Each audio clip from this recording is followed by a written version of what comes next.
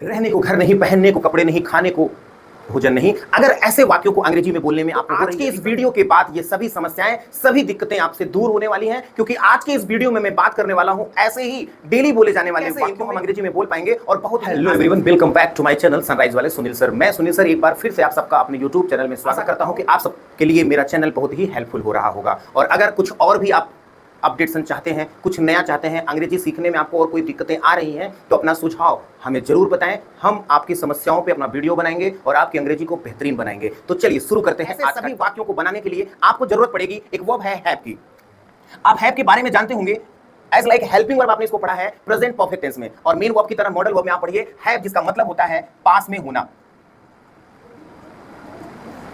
अब पास में कोई चीज है, चाहे जो हो, चाहे वो कोई वस्तु हो, चाहे कोई व्यक्ति हो, चाहे कोई क्वालिटी हो, चाहे किसी संज्ञा की बात की जा रही हो, सबके लिए आप हैव का प्रयोग किया करिएगा। आपको सिर्फ इतना ध्यान देना है कि जिसके बारे में आप बात कर रहे हैं वो सिंगुलर है कि प्लूरल है। अगर वो सिंगुलर है तो आप प्रयोग करेंगे हैव का सिंगुलर फॉर्म जो होता है हैज, और अगर वो प्लूरल है तो उसके साथ प्रयोग करेंगे आप हैव का। एग्जांपल से समझते हैं। जैसे हमने कहा मेरे पास आपके लिए एक अच्छी खबर है, ऐसे अक्सर वाक्य हम बोलते हैं। तो अभी जितने एग्जांपल मैं आपको दे रहा हूं ये खुद के लिए बता रहा हूं, आप सब्जेक्ट बदल के किसी के लिए भी आप बोल सकते हैं। जैसे मैंने कहा मेरे पास आपके लिए एक अच्छी खबर है, उसके पास आपके लिए एक अच्छी खबर है, मेरे पिताजी के पास आपके लिए एक अच्छी खबर है, मेरे अध्यापक के पास या टीचर के पास बच्चों के लिए एक अच्छी खबर है, किसी के पास एक अच्छी खबर है, जिसके पास है उसी के साथ आप बोल सकते हैं ऐसे वाक्यों को। तो प्रैक्टिस करते हैं हम आई के साथ। मेरे पास आपके लिए एक अच्छी खबर है, I have a good news for you.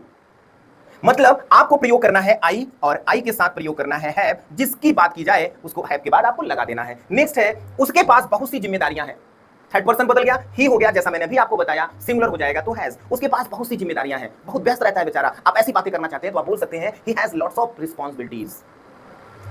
हमारा एक बड़ा सपना है, एक दिन उसे पूरा करना है, ऐसे वाक्य हम बोलते हैं। तो आज के बाद आप अंग्रेजी में कहो we have a big dream. उसी ड्रीम पे हम काम कर रहे हैं। उसकी मुस्कान बहुत खूबसूरत है, she has a beautiful smile. She has a beautiful smile. क्या है उसके पास? उसकी मुस्कान खूबसूरत है का मतलब एक खूबसूरत मुस्कान उसके पास है। उसे तमीज नहीं है, पता नहीं कैसे बात करता है वो, तो आप बोलेंगे he has no manners. I hope ये आपको समझ में आया होगा। अभी यहां पे हम लोगों ने देखा कि सब्जेक्ट के बाद हैज हैव लगा के किसी ना किसी नाउन की बात की गई। आगे इसी नाउन के साथ एक एक्शन की भी बात होती है, उसको देखते हैं हम इस वीडियो में। जैसा मैंने आपको बताया कि मेरे पास खाना खाने का समय नहीं है, मेरे पास सोना खरीदने के लिए पैसे नहीं है, मेरे पास पढ़ने के लिए समय नहीं है, मेरे पास आपसे मिलने के लिए समय नहीं है, ऐसे वाक्यों को कैसे मैंने आपको बताया। जब सब्जेक्ट के साथ में हैज हैव लगा के हम किसी नाउन की बात करते हैं तो हम पहला स्ट्रक्चर जो मैंने अभी आपको बताया, सब्जेक्ट लिखा आपने हैज हैव, सब्जेक्ट सिंगुलर है तो हैज, सब्जेक्ट अगर प्लूरल है तो हैव का प्रयोग कर देंगे और उसके साथ उस नाउन की बात करेंगे जिसको आप कह रहे हैं कि पास में है।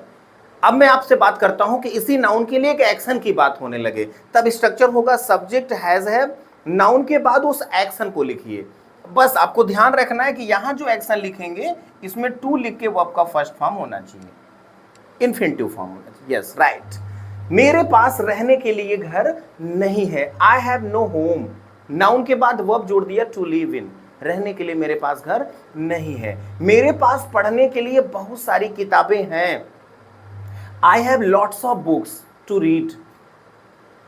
मेरे पास पूछने के लिए बहुत सारे प्रश्न हैं, बहुत सारे सवाल हैं। I have many questions to ask. जो आपके पास है, जिस भी संज्ञा की बात आप कर रहे हैं उस संज्ञा को लिखिए और उससे रिलेटेड आगे एक्शन जोड़ दीजिए। घर है या नहीं है, have to live, home to live. Lots of book to read, पढ़ने के लिए ढेर सारी किताबें। मेनी क्वेश्चंस टू आस्क, पूछने के लिए ढेर सारे सवाल। मेनी क्वेश्चंस टू सॉल्व, हल करने के लिए ढेर सारे सवाल। यहां आप एक्शन लगाते चले जाइए। नेक्स्ट है उसके पास धोने के लिए बहुत सारे कपड़े हैं, she has lots of clothes to wash. हमारे पास खाने के लिए खाना नहीं है, we have no food to eat, we have no food to give. I have many questions to ask. I have many friends to talk with. I have many books to read. I have के बाद एक noun साथ में एक action add करके और भी sentence आप बना सकते हैं।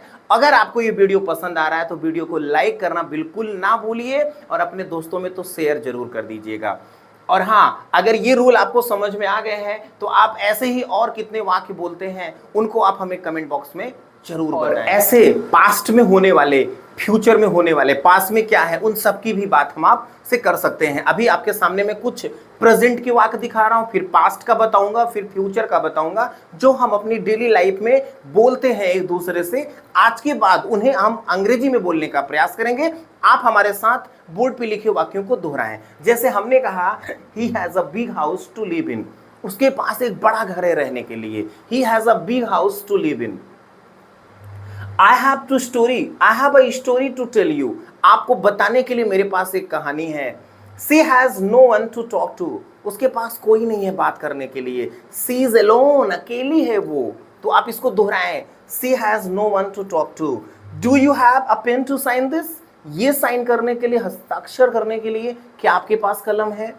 Does she have a family to support, क्या उसके पास परिवार है उसकी सपोर्ट करने के लिए?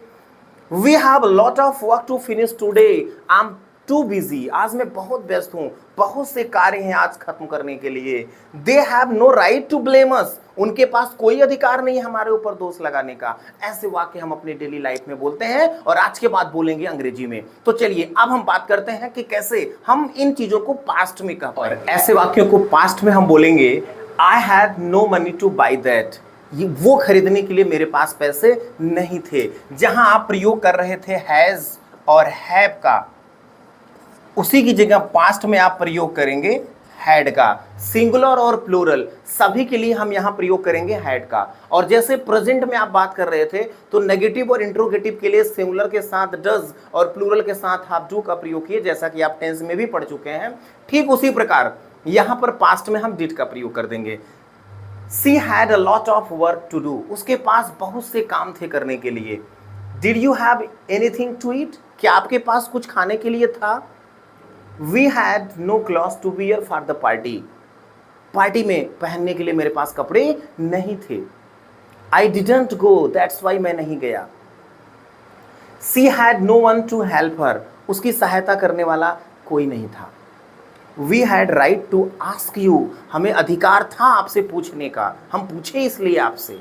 ऐसे भी वाक्य हम बोलते हैं। और आप याद रखिएगा प्रेजेंट और पास्ट कि आप प्रैक्टिस करिए। ऐसे और भी वाक्य आप बनाइए, आई के साथ आप बनाइए। I had food to eat, I had cloth to wear, I had money to spend, I had, ऐसे वाक्य आप बना लेंगे।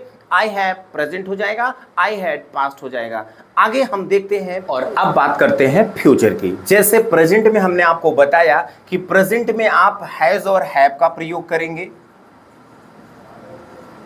पास्ट में मैंने बताया सभी के साथ हैड का प्रयोग करेंगे। ठीक उसी प्रकार फ्यूचर में विल हैव और शैल हैव का प्रयोग आपको करना है पास में होने के लिए। तो चलिए एग्जाम्पल से समझते हैं। I'll have, अच्छा I shall, I will को आप I'll भी कह सकते हैं। I'll have money to buy a car, मेरे पास पैसा होगा कार खरीदने के लिए। We'll have lot of work to complete, पूरा करने के लिए हमारे पास ढेर सारे कार्य होंगे। She'll have many questions to ask you, उसके पास बहुत से सवाल होंगे आपसे करने के लिए, आपसे पूछने के लिए। Will you have time to meet me tomorrow, क्या आपके पास समय होगा कल हमसे मिलने के लिए? We will have a big responsibilities to handle, निभाने के लिए बहुत सी जिम्मेदारियां हमारे पास होंगी। I hope प्रेजेंट, पास्ट और फ्यूचर आपको समझ में आ गया होगा। एक एग्जांपल से आपको और समझाना चाहूंगा तीनों टेंस में डिफरेंसेस। जैसे अगर हम प्रेजेंट में कहना चाह रहे हैं तो हम बोलेंगे आई हैव मनी, मेरे पास पैसा है, टू बाई गोल्ड, सोना खरीदने के लिए मेरे पास पैसा है। अब अगर यही बात मैं कहना चाहूं कि मेरे पास सोना खरीदने के लिए पैसा था, तो अब मैं क्या कर दूंगा? आई हैड मनी